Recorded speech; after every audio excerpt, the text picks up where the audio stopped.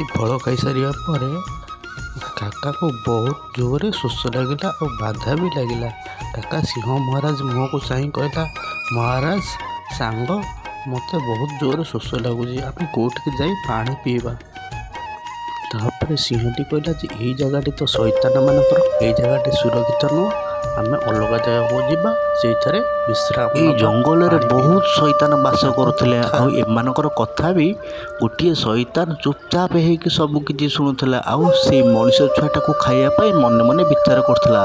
ଆଉ ଏଇ କଥା ବି କହିଲା ଯେପର୍ଯ୍ୟନ୍ତ ଏ ସିଂହ ଅଛି ମୁଁ ଏଇ ମଣିଷ ଛୁଆଟାକୁ ଖାଇପାରିବିନି। ଏଇ କଥା ଭାବିକି ସିଏ ସେଇମାନଙ୍କ ପଛରେ ଚାଲିଲା। ଯେମିତି କାକା, ଲାଲା, ସିଂହ ସମସ୍ତେ ବାହାରିଛନ୍ତି, ଶୈତାନ ବି ତାଙ୍କ ପଛେ ପଛେ ଗଲା ଆଉ ଭାବିଲା ମୁଁ ସୁଯୋଗ ଦେଖିକି ଏଇ ମଣିଷ ଛୁଆଟାକୁ ଉଠେଇ ନେବି।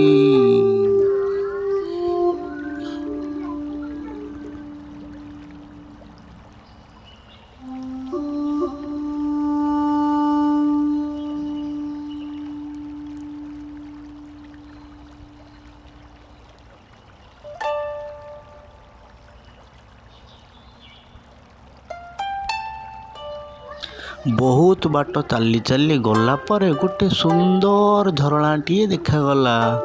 ଆଉ ଲାଲା ସେଇ ଝରଣାକୁ ଦେଖି ବହୁତ ଖୁସି ହେଇଗଲା। ଏମିତିକି ସିଏ ଖୁସିରେ ବି ନାଚି ପକେଇଲା ଆଉ ସମସ୍ତଙ୍କୁ କହିଲା ମୁଁ ଆଉ କୁଆଡ଼େ ଯିବିନି, ଏଇ ଜଙ୍ଗଲରେ ରହିବି। କିନ୍ତୁ ସିଏ ଜାଣିନଥିଲା କି ତା ପଛରେ ଶୈତାନ ଆସୁଛି।